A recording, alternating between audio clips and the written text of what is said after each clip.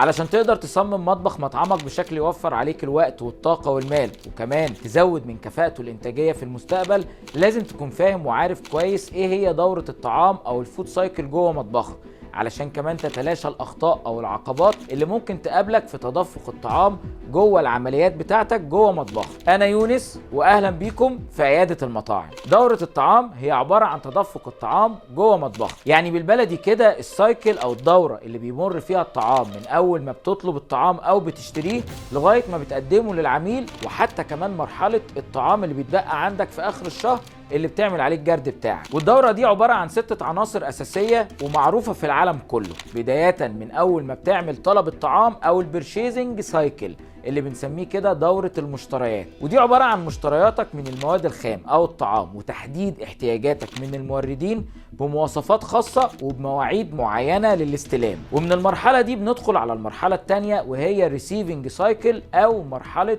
الاستلام، ودي المرحلة اللي بيتم فيها استلام المواد الخام أو الطعام اللي انت طلبته. والاستلام في المرحلة دي لازم يتم بناء على المواصفات المتفق عليها، وكمان المواعيد المحددة المتفق عليها للاستلام، وكمان درجات الحرارة المناسبة لكل منتج انت بتستلمه. يعني لو كان منتج مبرد فدرجة الحرارة لازم ما تزيدش عن 5 درجة مئوية، ولو كان مجمد فدرجة الحرارة لازم ما تزيدش عن ماينس 18 درجة مئوية. وبعد ما بتستلم الطعام او المواد الخام اللي انت استلمتها بتبدأ بعد كده تروح للمرحلة اللي بعدها وهي الستورنج سايكل او مرحلة التخزين. وفي المرحلة دي بيتم تخزين الطعام اللي انت استلمته سواء كان مبرد او مجمد او جاف في اماكن تخزين تصلح للمواد دي، يعني ثلاجات او فريزرات او دراي ستور بدرجات حرارة معينة طبقا للمواصفات المعتمدة عالميا او المعتمدة في البلد اللي انت موجود فيها. يعني على سبيل المثال الدراي ستور اللي انت هتخزن فيه المواد الجافة درجة حرارته ما تزيدش عن 25 درجة مئوية. اما بقى المرحلة الرابعة في دورة الطعام او الفود سايكل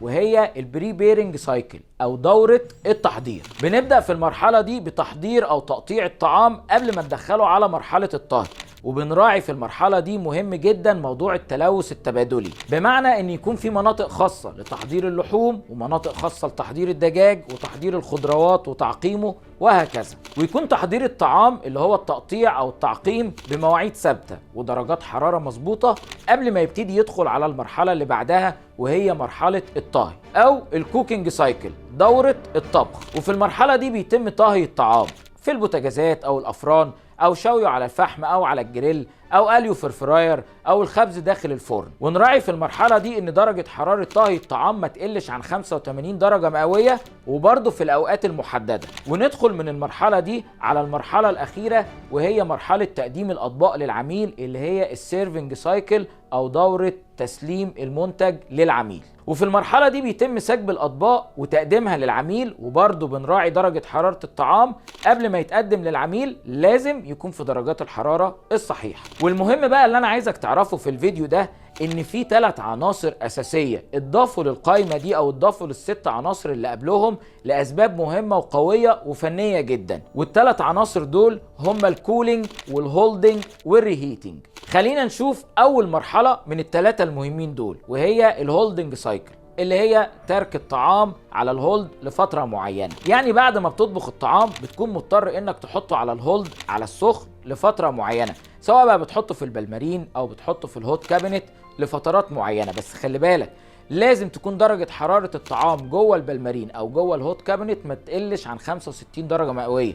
وانا هنا بقول لك عن درجة حرارة الطعام مش البلمارين او الهوت كابينت ذات نفسه. وكمان ما تزيدش عن 4 ساعات كحد اقصى او كفتره كبيره يكون الطعام على الهولد في الفتره دي. ولو انت مضطر انك تحفظ الطعام لفتره اطول من كده يبقى بقى ركز معايا في المرحله الجايه اللي هي الكولينج سايكل او مرحله التبريد. وفي المرحله دي انت بعد ما بتطبخ الاكل بتحتاج انك تبرده وبتعمل له عمليه كولينج، ولازم التبريد ده يكون بطريقه صح عن طريق البلاسط شيلر لو الكميات كبيره او عن طريق احواض من التلج لو انت بتبرد كميه صغيره. طب انا هبرد الاكل بتاعي ليه؟ هبرد الاكل بتاعي لان انا عايز اقعده على الهولد لفتره اطول من ال4 ساعات، فمش هينفع اسيبه في مرحله ايه؟ في مرحله الهوت هولدنج. فلذلك ببرده بطرق صحيحه ومتبعه ومعروفة عالميا سواء في البلاسط شيلر او سواء عن طريق احواض التلج. بس خلي بالك لو كمية الاكل قليلة ومش هيبقى كمية كبيرة فوق بعض. ببرد الاكل بالطريقه دي، وبعدين اقدر اشيله في البراد لفتره اطول من ال4 ساعات، ممكن يقعد لغايه اخر اليوم.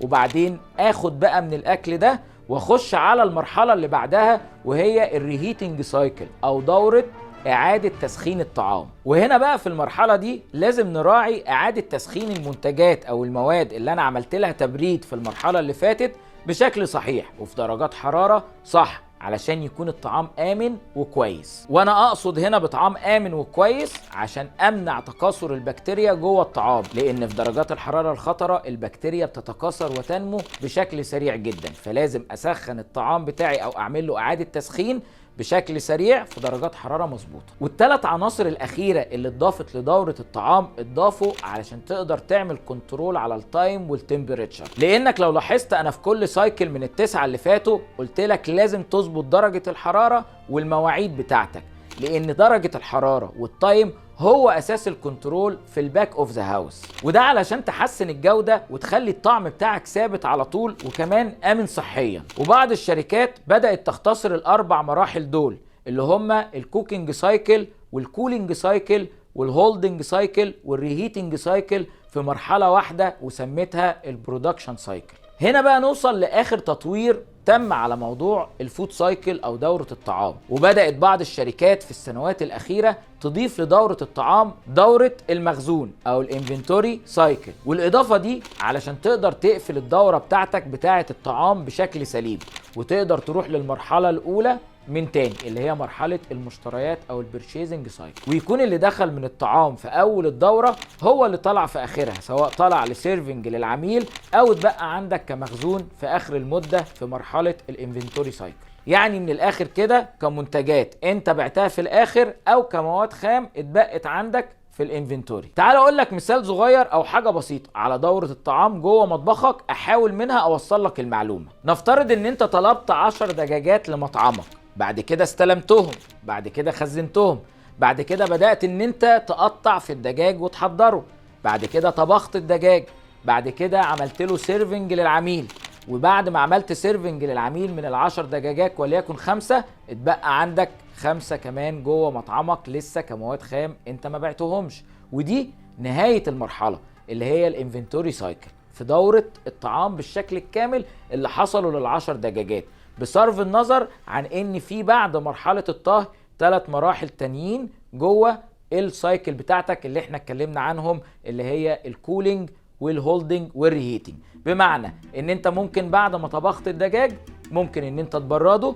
وتحطه في الهولدنج سواء التبريد، وبعد كده بتبتدي تعمل له اعادة تسخين او ريهيتنج قبل ما تقدمه للعميل بتاعك. المهم بقى انك تكون عارف ان الشيف العمومي او مدير المطبخ طالما عمل كنترول على التايم او التمبريتشر عنده في كل مرحلة من مراحل الفود سايكل دي، هو ماسك طول قوي جدا يقدر من خلالها انه يمنتين الكواليتي جوه المطبخ عنده. وطبعا لازم تكون فاهم كويس قوي ان العناصر ال10 اللي انا ذكرتهم لك في دورة الطعام ممكن يختلفوا على حسب الكونسبت او الكوزين اللي المطعم بيقدمه، فلذلك دي تعتبر أداة قوية ومهمة لكل شيف او لكل مدير مطبخ جوه مطبخه، من خلالها هيقدر يحافظ على الكواليتي بتاعت الاكل ويثبت الطعم بشكل مستمر، وفي نفس الوقت يقدم طعام آمن صحيا. وده اللي احنا بنتمناه من عيادة المطاعم لكل المطاعم. لو انت لسه معايا في الفيديو لغاية دلوقتي، شكرا لمتابعتكم. انا يونس ودي عيادة المطاعم.